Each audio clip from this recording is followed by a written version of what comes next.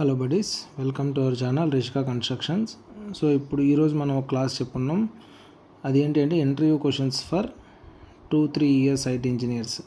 అంటే ఇప్పుడు 1 or 2 years మీరు వేరే కంపెనీలో చేసి వేరే కంపెనీకి మీరు ఇంటర్వ్యూస్ అటెండ్ అవుదాం అనుకున్నప్పుడు వాళ్ళు ఎలాంటి క్వశ్చన్లు మిమ్మల్ని అడుగుతారు, మీరు ఎలా దానికి రెస్పాండ్ ఇవ్వాలి అనేదే ఈ మన క్లాస్ అనమాట. సో మన క్లాస్ మీరు ఇంతవరకు మన ఛానల్ సబ్స్క్రైబ్ చేసుకోకపోతే చేసుకోండి, ఎందుకంటే దీంట్లో ప్యూర్ ప్రాక్టికల్ నాలెడ్జ్ మాత్రమే షేర్ చేయబడుతుంది. మీకు బుక్స్లో అక్కడ ఇక్కడ ఉండేవి కాదు. బేసిక్గా నేను సివిల్లో ఉన్న ఇంజనీర్స్ అందరినీ నాలెడ్జ్ అన్నీ కలిపి దాంట్లో ద బెస్ట్ ఏదైతే ఉందో దాన్ని మాత్రమే నేను ఈ వీడియోస్లో మీకు పెడతాను అనమాట. Okay, so welcome to hour class. ఇప్పుడు ఇనీషియల్గా ఎక్కడికి వెళ్ళినా మీకు అడిగే first question, tell me about your self.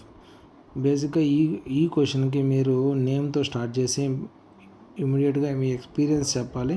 మీ ఎక్స్పీరియన్స్లో మీకు బాగా ఏదైతే వచ్చో, సపోజ్ మీకు ఇప్పుడు ఈ 1-2-3 ఇయర్స్లోనే మీరు 2-3 చేసి ఉండొచ్చు. ఇప్పుడు ఇమీడియట్గా కాలేజ్ నుంచి బయటికి రాగానే మీరు ఏదన్నా ఒక నార్మల్ కంపెనీలో చేసి ఉండొచ్చు, తర్వాత మీరు ఇంకో వేరే కంపెనీకి మారి ఉండొచ్చు. అంటే స్ట్రక్చర్లో చేసి ఉండొచ్చు, ఫినిషింగ్లో కూడా మీరు చూసి ఉండొచ్చు. అంటే 1-2 ఇయర్స్లో మీరు పెద్దగా చూడరు, బట్ స్టిల్ ఒకవేళ మీకు బాగా ఫినిషింగ్ తెలుసుంటే మీ రెజ్యూమ్లో ఫినిషింగ్ అనే పెట్టుకొని మీరు ఇంటర్వ్యూ కూడా ఫినిషింగ్కే అటెండ్ అవ్వాలి. ఇన్ కేస్ మీకు స్ట్రక్చర్ బాగా ఐడియా ఉంటే, అంటే ఈ 1-2 ఇయర్స్లో మీరు బాగా స్ట్రక్చరే నేర్చుకున్నారు, అంటే ఫుటింగ్లు, కాలమ్లు, స్లాబ్లు ఈ మాత్రమే వేస్తే వెళ్తే మీరు రెజ్యూమ్ కూడా దానికి తగ్గట్టుగా పెట్టుకొని మీరు దాన్నే ఎక్కువ చెప్పేటట్టుగా ఎక్స్పీరియన్స్ మార్చుకోండి. ఓకే, తర్వాత ఎడ్యుకేషన్, మీ బీటెక్ అయితే బీటెక్, డిప్లొమా అయితే డిప్లొమా. ఓకే, తర్వాత ఫ్యామిలీ బ్యాక్గ్రౌండ్, తర్వాత మీ హాబీస్. ఓకే, తర్వాత ఇక్కడ నుంచి మనకి టెక్నికల్ స్టార్ట్ అయ్యింది. సో ఇక్కడ నుంచి అందరూ సేమే చెప్తారు, ఇక్కడ నుంచి మీ టెక్నికల్ స్టార్ట్ అయ్యింది. Tell me about your experience అన్నప్పుడు మీరు ఇంతకుముందు ఎక్కడ సైట్లో చేశారు, ఓకే, మీ వర్క్ అసలు ఏంటి, అంటే మీరు స్ట్రక్చర్లో చేశారా, ఫినిషింగ్లో చేశారా, మీరు అక్కడ రోల్ ఏంటి. ఇప్పుడు ఇనీషియల్గా వెళ్తే జస్ట్ లెవెల్స్ తీయటం అలా ఉంటుంది. ఇప్పుడు కంప్లీట్ స్ట్రక్చర్ అయిపోయిన ప్రాజెక్ట్లోకి మీరు వెళ్ళారనుకోండి, అక్కడ మొత్తం టైల్స్ గురించి, పెయింటింగ్ గురించి, గ్రైండింగ్ గురించి, ప్లాస్టరింగ్, బ్లాక్ వర్క్ ఇలా ఉంటాయి. అలా కాకుండా బేసిక్ ఎక్స్కవేషన్ దగ్గరికి వెళ్ళారనుకోండి, మీకు అలా ఉంటుంది. సో ఆ వర్క్ మీరు స్ట్రక్చర్ ఆఫ్ ఫినిషింగ్ అనే చెప్పాలి. ఈ క్లాస్లో నేను మీకు structure, in case structure engineer role కూడా అక్కడికి వెళ్ళేది మీరు స్ట్రక్చర్లోకే వెళ్తున్నారు, అంటే కంపెనీ కూడా మిమ్మల్ని తీసుకునే స్ట్రక్చర్లోకి అయితే వాళ్ళు ఎలా మిమ్మల్ని అడుగుతారు, మీరు ఎలా ఆన్సర్ చేస్తారు అనేది ఇప్పుడు మనం చూద్దాం. ఓకే, ఇప్పుడు మీరు site engineer. Okay, site engineer బేసిక్గా స్ట్రక్చర్ చేసిన సైట్ ఇంజనీర్. అప్పుడు వాళ్ళు మిమ్మల్ని అడుగుతారు, సైట్ ఇంజనీర్లో మీరు అసలు వర్క్ ఎలా చేశారు అని చెప్పేసి. ఓకే, అప్పుడు మీరు ఏం చెప్తారు, నేను ఇనీషియల్గా డ్రాయింగ్స్ తీసుకుంటాను, డ్రాయింగ్స్ స్టడీ చేస్తాను, ఆ తర్వాత ఎక్స్కవేషన్ చేపిస్తాను, లెవెల్స్ అని క్రాస్ చెక్ చేసి ఎక్స్కవేషన్ చేపిస్తాను, పీసీసీ స్టీల్ చెక్ చేస్తాను, షట్టరింగ్, ఫుటింగ్ షట్టరింగ్, తర్వాత కాంక్రీట్ చూపిస్తాను, స్లాబ్లు ఇవన్నీ కూడా నేను చూశాను అని చెప్తారు. ఎందుకు, మీరు బేసిక్గా ఇవి చూశారు కాబట్టి. ఓకే, తర్వాత వాళ్ళు ఏం అడుగుతారంటే దీంట్లో డెప్త్కి వెళ్ళాలి కాబట్టి బేసిక్గా ఒక్కొక్కళ్ళు మీరు ఫుటింగ్ అడగవచ్చు, ఒక్కొక్కళ్ళు కాలం అడగవచ్చు, ఒక్కొక్కళ్ళు స్లాబ్ అడగవచ్చు. అంటే చెక్కింగ్ ఎలా వేస్తావు క్లయింట్కి అని అడిగితే, ఇది మనం ఫుటింగ్ ఎగ్జాంపుల్ తీసుకున్నాం. ఓకే, ఫుటింగ్ చెక్ అసలు ఎలా చేస్తాము, ఫుటింగ్ చెక్ ఎలా చేస్తామంటే డ్రాయింగ్ ప్రకారం ఫుటింగ్ నెంబర్ చెక్ చేసుకుంటాం. మీరు పెద్ద డ్రాయింగ్స్ చూస్తే, ఈసారి నేను ఏదైనా వేరే సైడ్కి వెళ్ళినప్పుడు మీకు డ్రాయింగ్ కూడా చూపిస్తాను. పెద్ద సైట్లో డ్రాయింగ్లు ఎలా ఉంటాయంటే ఫుటింగ్కి నెంబరింగ్ ఇస్తాడనమాట. ఓకే, సో ఆ ఫుటింగ్ నెంబర్ చెక్ చేస్తాం, దాని ప్రకారం రీఇన్ఫోర్స్మెంట్ చెక్ చేస్తాం. ఆ రీఇన్ఫోర్స్మెంట్కి ఆ ఫుటింగ్ రీఇన్ఫోర్స్మెంట్ ఏమి ఇచ్చాడు, వాళ్ళు ఏం చేశారు, కాలం రీఇన్ఫోర్స్మెంట్ ఏమి ఇచ్చారు, ఏం చేశారు అనేది ఫస్ట్ మనమే చెక్ చేసుకుంటాం. ఓకే, తర్వాత షట్టరింగ్లో size of the shuttering, length ఎంత, బ్రెడ్త్ ఎంత, హైట్ కూడా మనకు చాలా ఇంపార్టెంట్. ఒక్కొక్క ఫుటింగ్ డెప్త్ మనకు 1.2 మీటర్స్ ఇవ్వచ్చు, ఒక్కొక్కటి 600 ఇవ్వచ్చు, ఒక్కొక్కటి 800 ఇవ్వచ్చు. సో దాని ప్రకారం మనం షట్టరింగ్ కొట్టారా లేదా అనేది కూడా మనం క్రాస్ చెక్ చేసుకోవాలి. ఓకే, 600 mm డెప్త్కి 1200 బోర్డు కొట్టాల్సిన అవసరం లేదు, అట్లా అనమాట. ఓకే, తర్వాత అదే ఫుటింగ్ రైట్ యాంగిల్ కూడా మనం క్రాస్ చెక్ చేసుకోవాలి. రైట్ యాంగిల్ అంటే రెండింటి క్రాస్లు చెక్ చేస్తే మీకు ఆటోమేటిక్గా రైట్ యాంగిల్, రెండు క్రాస్లు సేమ్ అయితే మీకు ఆటోమేటిక్గా రైట్ యాంగిల్ వచ్చినట్టే. ఓకే, తర్వాత గ్రేడ్ ఆఫ్ ద కాంక్రీట్ ఏమి వేస్తున్నామో అది కూడా మనం చెక్ లిస్ట్లో రాసుకోవాలి. ఓకే, ఇన్ కేస్ దాంట్లో ఏమైనా డోవెల్స్ వస్తున్నాయా లేదా అది కూడా రాసుకోవాలి. డోవెల్స్ ఇన్ ద సెన్స్, ఒకవేళ అది స్టైర్ కేస్ ఫుట్టింగ్ అయితే బేస్మెంట్ నుంచే డోవెల్స్ వస్తాయి కాబట్టి దాంట్లో మనం డోవెల్స్ ఇన్ ద సెన్స్ ఆ స్టీల్ రాడ్లు మనం దాంట్లో ప్లేస్ చేయాలన్నమాట.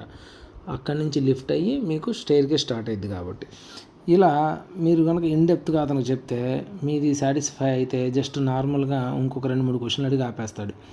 లేదు ఇంకొంచెం డెప్త్ అవ్వాలన్నప్పుడు కాలం చెకింగ్ కూడా మిమ్మల్ని అడగవచ్చు. అందుకని కాలం కూడా ఎగ్జాంపుల్ తీసుకున్నాను.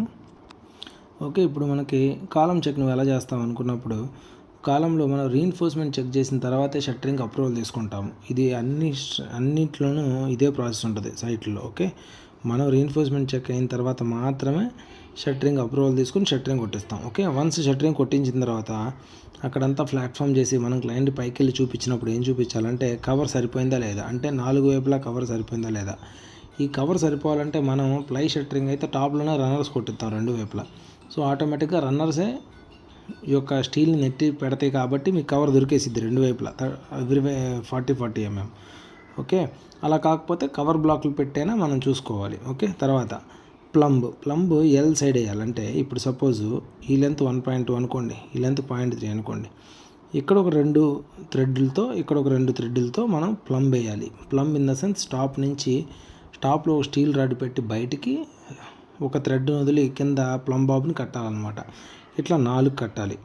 ఓకే, 4 ఇది కనుక కాలం అయితే లెంత్ వైపు ఒక 2 విడ్త్ వైపు ఒక 2 కట్టాలన్నమాట. కట్టి మనం మెజర్మెంట్ చెక్ చేయించాలి. టాప్లో క్లయింట్ చెక్ చేస్తే బాటంలో మనం చెప్పాలి. లేదు అతను ఫస్ట్ మన బాటంలో చూసి టాప్ చూడమంటాడు, అతను టాప్లో చూస్తాడు అనమాట. ఓకే, సో ఈజీగా ఉండడానికి మనం ఏం చేస్తామంటే 4 వైపులా అంతా 300/300 పెట్టమని చెప్తాము. ఓకే, 300/300 పెట్టమంటే అప్పుడేమైద్ది, మొత్తం 300 ఉంటాయి కాబట్టి కింద కూడా అతను డైరెక్ట్గా వచ్చి ఎక్కడ చెక్ చేసుకున్నా 300 ఉండిద్ది. 299 or 298 మాత్రమే అలౌ. కాలమ్స్లో ప్లంబ్ ఎప్పుడు 1 or 2 mm మాత్రమే అలౌ చేస్తారు. ఓకే, అంతకంటే ఎక్కువ అలౌ చేయకూడదు. ఇంకో ఇష్యూ ఉంది మనకి, కాలం ట్విస్ట్ ఇష్యూ. కాలం ట్విస్ట్ ఇష్యూస్ అనేవి వస్తాయి అన్నమాట ఓవర్గా టైట్ చేయడం వల్ల. కానీ ఇప్పుడు సపోజ్ 1 second, కాలం విడ్త్ కనుక బాగా పెద్ద అనుకోండి, మనం టైరాడ్ వేస్తాము. ఇంటర్నల్ టైరాడ్ ఒకటి ఎలా ఉంటుంది బేసిక్గా. ఈ టైరాడ్ వేసి ఇక్కడున్న సపోర్ట్కి వేలాల సపోర్ట్కి, సో అలా కాలం పెద్ద కాలమ్స్ అయినప్పుడు ఏంటంటే కాలమ్స్ ట్విస్ట్ అయ్యే అవకాశం ఉంటుంది. దాన్ని కూడా మనం బాగా చెక్ చేసుకోవాలన్నమాట. ఓకే, అది కూడా నచ్చితే ఇంక తర్వాత మిమ్మల్ని ఇంకొక క్వశ్చన్ అడిగే అవకాశం ఉంటుంది. ఏంటంటే సైకిల్ అంటే మీరు ఎన్ని డేస్లో స్లాబ్ వేస్తారు ఇలా ఒకసారి అడుగుతారు. అప్పుడు మనం చెప్పాల్సిందంటే ఎక్స్కవేషన్ దగ్గర నుంచి ఫస్ట్ బేస్మెంట్ స్లాబ్ ఏదైతే ఉందో అది 60 days అనమాట. ఈ సైకిల్ అనేది మనం తగ్గించడానికి చాలా కష్టం. మ్యాక్సిమం ట్రై చేస్తే 60 daysలో అయిపోయిద్దని చెప్పాలి. ఆ తర్వాత నుంచి ఈచ్ స్లాబ్ 21 days సైకిల్ ఇస్తారు. 21 daysలో మనం కంప్లీట్ చేస్తాము. ఇన్ కేస్ మీరు చేశారా అయితే ఎక్కడ చేశారా అన్నది కూడా అడుగుతారు. అదే మీరు కనుక ఎస్ఫామ్ షట్టరింగ్, అల్యూమినియం షట్టరింగ్ అలా కూడా ఉంటుంది. షట్టరింగ్స్ కూడా ఎన్ని ఉంటాయి, అవి ఎక్కడ బెనిఫిట్స్ అనేది కూడా నేను చెప్తాను. ఒకే క్లాస్లో అన్నీ చెప్తే మీకు కన్ఫ్యూజన్ అవుతుంది కాబట్టి ఇప్పుడు నేను సింపుల్గా తీసుకుంటున్నాను అనమాట. ఓకే, తర్వాత మీకు వాటర్ ప్రూఫింగ్ గురించి ఏమైనా తెలుసా అని అడిగితే అవును అని అనుకోండి. ఎక్కడెక్కడ వాటర్ ప్రూఫింగ్ చేస్తారు, ఎందుకంటే మీరు పెద్ద ఎక్స్పీరియన్స్ కాదు. 2 to 3 years ఇంజనీర్ అనేది బేసిక్గా ఏ కంపెనీ అయినా మీ దగ్గర నుంచి ఎక్స్పెక్ట్ చేసేది ఏంటి, మీరు కనుక 2-3 years ఇంజనీర్ అయితే ఏంటంటే సీనియర్ ఇంజనీర్ కింద మీరు ఉండాలి. మీరు దగ్గరుండి క్లయింట్కి చెకింగ్ ఇస్తూ డ్రాయింగ్ ప్రకారం అన్నీ చేసుకుంటా వెళ్ళిపోతూ ఉంటే చాలు. మీకు అంతకంటే వాళ్ళు ఎక్కువ ఎక్స్పెక్ట్ చేయరు కాబట్టి ఈ క్వశ్చన్స్తోనే మీరు క్లోజ్ చేయొచ్చు. బీబీఎస్ ఏదైనా తెలుసా అని మీకు క్వశ్చన్ అడగవచ్చు. అడిగితే నేను డ్రాయింగ్స్ చదువుతాను, మ్యాన్ పవర్ కొంచెం ఫాలోఅప్ చేస్తాను, సూపర్వైజర్ని ఫాలోఅప్ చేస్తాను అని మాత్రం చెప్తే సరిపోతుంది. ఓకే, తర్వాత ఆటో లెవెల్ గురించి మీకు బాగా వచ్చా అంటే సూపర్వైజర్ లేనప్పుడు మీరు మేనేజ్ చేయగలరా అంటే మీరు వచ్చు అని చెప్తే మీకు కొంచెం పాజిటివ్గా ఉంటుంది అనమాట. వన్స్ మీరు ఇది పాస్ అయితే అంటే టెక్నికల్ ఏ ఇంటర్వ్యూకి వెళ్ళినా మీరు గుర్తుపెట్టుకోవాల్సింది ఏంటంటే టెక్నికల్ని బాగా ఇది చేయాలి. సో 2-3 years ఇంజనీర్కి ఈ మాత్రం చాలు. ఇదే 2-3 years ఇంజనీర్లో ఫినిషింగ్ వర్క్స్ చేస్తే ఎట్లా ఇంటర్వ్యూ ఉంటుంది అనేది నేను మీకు నెక్స్ట్ క్లాస్లో చెప్తాను. ఇది మన ఇంటర్వ్యూ ఫస్ట్ క్లాస్గా నేను మెన్షన్ చేస్తాను అనమాట. ఇంటర్వ్యూస్ కూడా ఎన్ని క్లాసులు, ఈ ఇంటర్వ్యూస్లో క్లాస్ 1లో కూడా దేని గురించి చెప్తున్నాము, అట్లాగే క్లాస్ 2లో దేని నుంచి, అలా ప్రతిదీ నేను మీకు చెప్తాను. ఇదే విధంగా సీనియర్ ఇంజనీర్, అసిస్టెంట్ మేనేజర్ అయితే ఎలాంటి క్వశ్చన్స్ ఉంటాయి, మీరు ఇంటీరియర్స్ వర్క్ చేస్తే కూడా ఎలాంటి క్వశ్చన్స్ అడుగుతారు, మీరు వాటర్ ప్రూఫింగ్లో కంప్లీట్గా వెళ్ళాలంటే మీకు వాటర్ ప్రూఫింగ్లో ఎలాగా వెళ్ళాలి, ఇలా నేను ప్రతి డీటెయిల్ వీడియోని టైం ఉన్నప్పుడల్లా పెడతాను. Thank you for listening. మీరు కనుక సబ్స్క్రైబ్ చేసుకోకపోతే సబ్స్క్రైబ్ చేసుకోండి. మీ జూనియర్స్, సబ్ జూనియర్స్కి ఎవరికైనా నా వీడియోస్ని షేర్ చేయండి.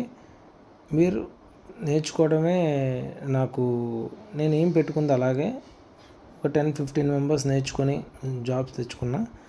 I'm very happy. Okay, thank you.